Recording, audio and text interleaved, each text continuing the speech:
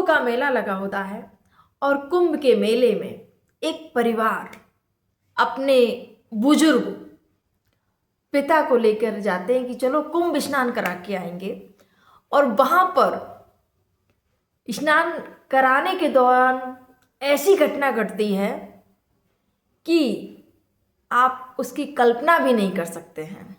आखिर क्या हुआ तो उस बुजुर्ग के साथ में, क्या है पूरी कहानी, जानने के लिए बने रहेगा पूरे वीडियो में। आप सभी को मेरा प्रणाम। मैं सरिता राठौर। कैसे आप सभी?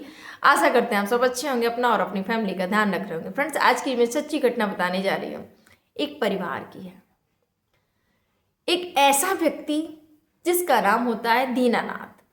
दीनानाथ गवर्नमेंट जॉब करते थे और उनकी पत्नी, बेहद ही खूबसूरत पति पत्नी का जो रिश्ता था बहुत अच्छा रिश्ता था। दोनों बहुत एक दूसरे को प्रेम करते थे और शादी के बाद में उन्होंने अपनी पत्नी के नाम पर एक घर लिया और उसको बड़े ही शिद्दत से सजाया, क्योंकि पति और पत्नी दोनों ही काम किया करते थे।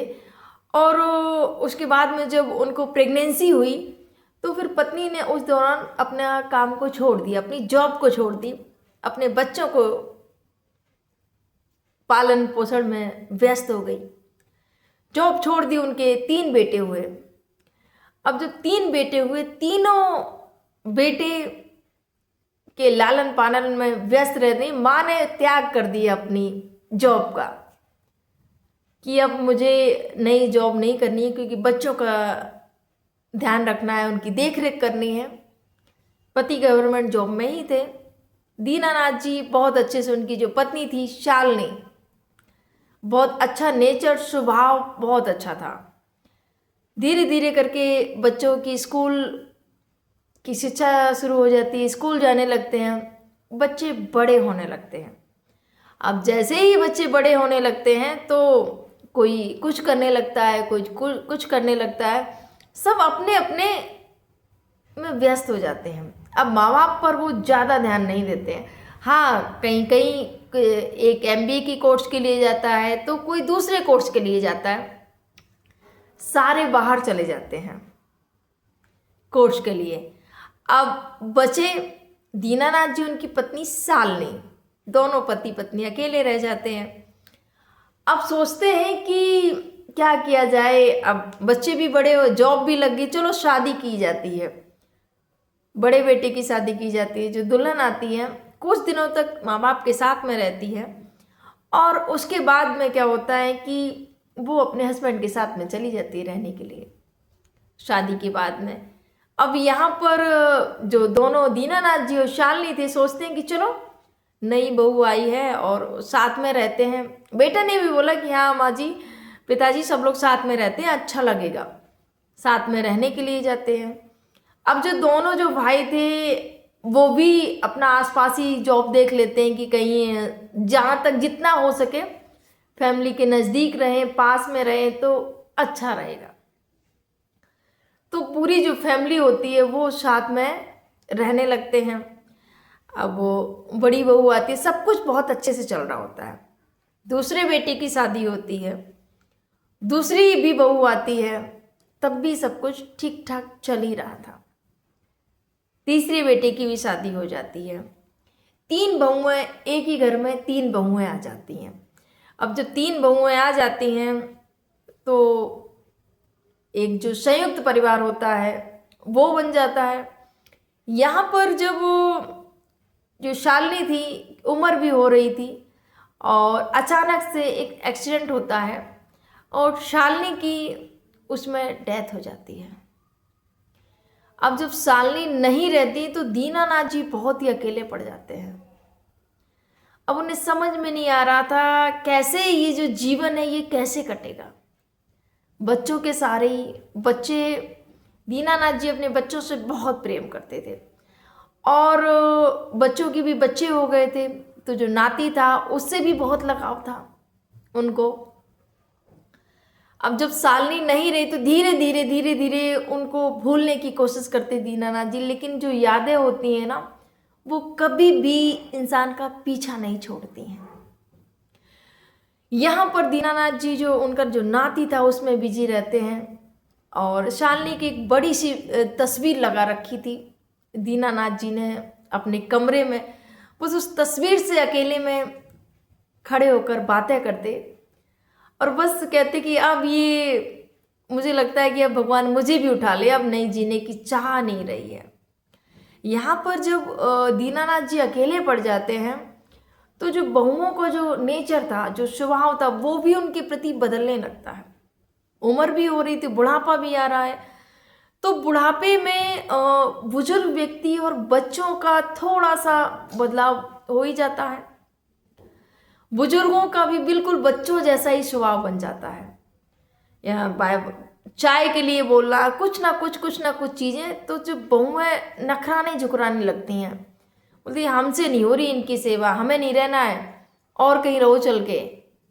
तो अब जो दूसरा बेटा बोलता है, दूसरी जो बहू बोलती है बेटे से कि मैं भी नहीं कर पाऊंगी इनकी, क्यों ना इनको कहीं छोड़ के आ जाते हैं, वृद्धाश्रम बने हैं, सबसे अच्छी जगह इनकी वृद्धाश्रम है, इनकी उम्र के लोग भी मिलेंगे, इनका वहाँ पर टाइम पास भी हो जाएगा अच्छे से, इनका जीवन भी कट जाएगा। जब से सासू माँ गई हैं, जब से बस हमेशा उनकी याद में बैठे रहते हैं, उनकी फ़ोटो निहारते रहते हैं, उनसे बातें करते रहते हैं, और कहीं कुछ बोलते हैं ये क्या है, ये क्या बनाया है, वो क्या बनाया है, और हमेशा चाय चाहिए, ये चाहिए, वो चाहिए। इन्होंने तो बिल्कुल जीना हराम कर रखा है मेरा। ऐसी बहुएं बेटों से बातें करने लगती हैं। अब जब तीनों बहुएं मिलकर आपस में प्लान बनाते हैं कि ऐसा करें, रोज रोज की खिचखिचबाजी मुझे नहीं अच्छी लगती है, और एक थोड़ा भी लेट हो जाए तो ये गुस्सा भी करने लगते हैं, और मैं तो नहीं कर पाऊंगी इनका। अब जब तीनों बोलती कि एक बोलती है मैं नहीं कर पाऊंगी, दूसरी भी बोलती है मैं भी नहीं कर पाऊंगी, तीसरी बोलती मैं क्यों करूं, तुम तीनों तो दोनों तो भी तो लोगी, और मुझे अकेले थोड़ी मिलने वाला है, सब कुछ मिलेगा तो सबको बराबर हिस्से में मिलेगा, तो मैं क्यों इनकी सेवा करूं, मुझे भी इनकी सेवा नहीं करनी। अब दीनानाथ जी के साथ में जो व्यवहार हो रहा था वो नहीं समझ पा रहे थे। बेटे बहुत अच्छे थे, बेटे बहुत चाहते थे। अब तीनों बहुएं क्या करती हैं, बेटों के कान भरना शुरू करती हैं कि ऐसा करो, इनका कुछ इंतजाम करो, भाई हम नहीं कर पाएंगे सेवा, इनको वृद्धाश्रम कहीं ना कहीं छोड़ के आ जाते हैं, चलो। अब बेटों ने क्या किया, बहुओं ने बोला बेटों से, और बहुओं ने बोला कि अगर तुम नहीं छोड़ो तो हम अपने मायके चले जाएंगे, अगर तुमने इनको नहीं छोड़ा, साथ में रहना है तो इनको छोड़ो। अब बेटे क्या करते हैं, बीवी के गुलाम बन जाते हैं। क्या करते हैं, अपने पिताजी से बोलते हैं कि चलो कुंभ स्नान चलते हैं, स्नान करने चलते हैं, और वहाँ पर अब इस दौरान ये क्या करते हैं, उनको नींद की गोलियां देने लगते हैं, उनको मेमोरी लॉस की गोलियां देने लगती है, जिससे उनकी ऐसी दवाइयों का सेवन कराते हैं कि उनकी याददाश्त चली जाए, वो भूलने लगे। अब उनको ये सारी चीज़ें जब दी जाती हैं तो उनकी सच में मेमोरी बिल्कुल, वो उनकी याददाश्त जाने लगती है, और ये इस वजह से दिया जा रहा था, उनकी याददाश्त इस वजह से वो दवाइयाँ दी जा रही थी कि इनको जहाँ छोड़ के आएंगे ये किसी से अपना नाम पता कुछ भी नहीं बता पाएंगे, फिर हमारी तो बल्ले बल्ले, कोई इनको कोई यहाँ पर तक ला ही नहीं पाएगा, और इनसे छुटकारा मिल जाएगा। इसके बाद में वो प्लान बनाते हैं, और प्लान उनका सक्सेसफुल भी होता है। जाते हैं स्नान करने के लिए, और बहुत ज़्यादा भीड़ भाड़ होती है वहाँ पर कुंभ मेले में, और जब भीड़ भाड़ होती है तो उसी समय वो क्या करते हैं कि उनका तो प्लान था, इनको अकेला छोड़ देते हैं, और ये पूरे तीनों भाई बीवी बच्चे सब अलग गाड़ी में निकल लेते हैं वहाँ से। अब जब निकल लेते हैं, जो बच्चा था, जो नाती था, बोलता है कि अरे पापा दादाजी कहाँ हैं, बोले दादाजी वहीं रुक गए हैं, उनको वहीं अच्छा लग रहा था, दादाजी आ जाएंगे बाद में। बच्चा बोलता है कि दादाजी हमारे साथ गए थे तो हमारे साथ चलने चाहिए ना, वो आने चाहिए, क्यों वो बाद में आ जाएंगे, वो अकेले क्या करेंगे। तो बच्चे को माँ डांट देती है। जब बच्चे को माँ डांट दे, बच्चा शांत हो जाता है।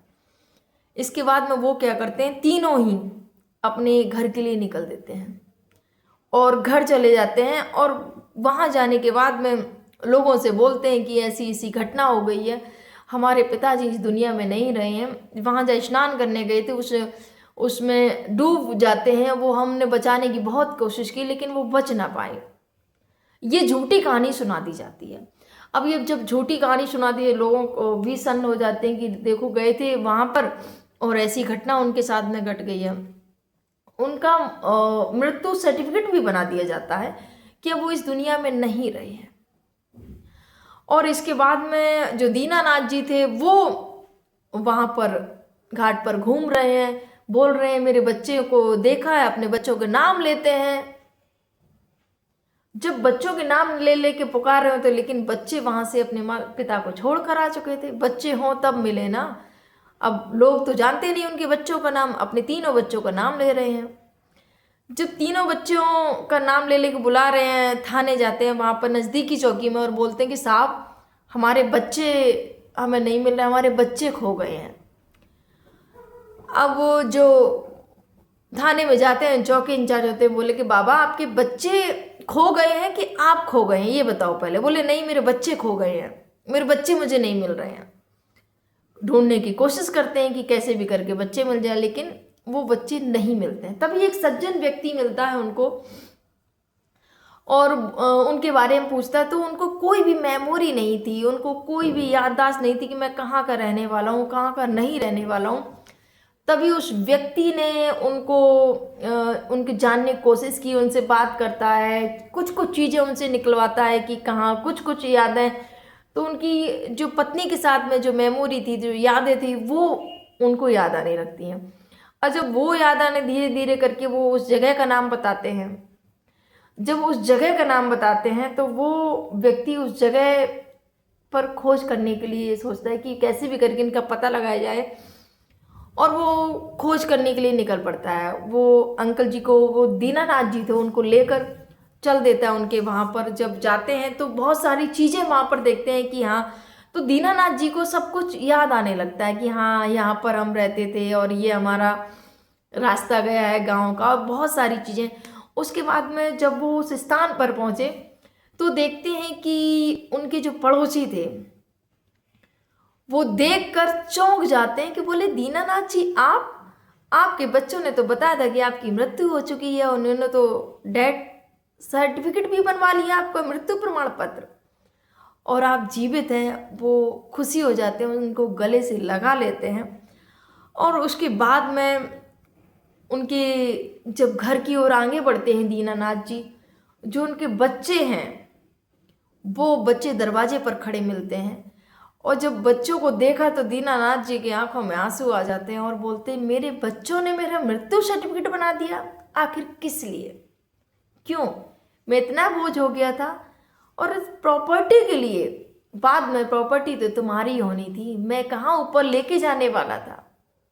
मैं कितने बड़े अंधविश्वास में था कि मेरे बच्चे मुझे कितना प्रेम करते हैं, और मेरे बच्चों ने आज मुझे जीवित मृत्यु घोषित करवा दिया कि मैं नहीं रहा हूँ। और जब ये दीनानाथ जी ने बोला तो बच्चों की आंखों में शर्मिंदगी थी, और बच्चे बोलते हैं मुझे माफ़ कर दो पापा। बहुएं भी बोलते हैं कि मुझे माफ़ कर दो, मुझसे बहुत बड़ी गलती हुई है। दीनानाथ जी बोलते हैं, अपने जो नाती खड़ा होता है नाती से बोलते हैं बेटा इन्होंने जो मेरे साथ किया है, आशा करूँगा तुम इनके साथ मत करना। क्योंकि दिन और रात एक कर देते हैं माता पिता जब बच्चों को पालते हैं। रात में माँ को भी जागना पड़ता है, पिता की भी नींदें खराब होती हैं। और एक पिता पालन पोषण करता है घर का, और माँ घर संभालती है, बच्चे संभालती है, तब जाके कहीं बच्चे बड़े होते हैं और कामयाबी के शिखर को छूते हैं। और जब कामयाब हो जाते हैं तो किस कदर अपने माँ बाप को नज़रअंदाज कर देते हैं, उनको वृद्धाश्रम का रास्ता दिखा देते हैं चंद प्रॉपर्टी के लिए। उनको लगता है कि अब ये बूढ़े हो गए हैं, इनका कोई काम नहीं है। आपको पता है जब आप छोटे थे आपकी हर ख्वाहिश को पूरा किया है आपके माँ बाप ने, तो क्या आपका फर्ज नहीं बनता है उनकी जिम्मेदारी लेना, उनकी देख रेख करना, उनकी सेवा करना। आज हमारे समाज में वृद्धाश्रम भरे पड़े हैं। जाओ आप वृद्धाश्रम में, मिलिए किसी वृद्ध से, तो कोई ना कोई ऐसी स्टोरी होगी जिसको सुनकर आपकी आंखों में आंसू आ जाएंगे। क्यों? पहले तो हमारा समाज ऐसा नहीं हुआ करता था। आज की युवा पीढ़ी, ये आज की ही देन है। हम जितने ही आधुनिक हो रहे हैं, हम जितने ही मॉडर्न हो रहे हैं, हम अपने कल्चर को, हम अपनी सभ्यता को, हम अपनी संस्कृति को खोते जा रहे हैं। पहले आपने कभी सुना या देखा भी नहीं होगा शायद कि वृद्धाश्रम भी हुआ करते थे, क्योंकि बूढ़े जो वृद्ध जन हुआ करते थे, संयुक्त परिवार में कैसे उनका जीवन कट जाता था उनको पता ही नहीं चलता था। लेकिन आज के इस दौर में जितने ही हम एकल परिवार होते जा रहे हैं, उतना ही हमारे जो वृद्धों के साथ में हो रहा है, बहुत ही गलत हो रहा है।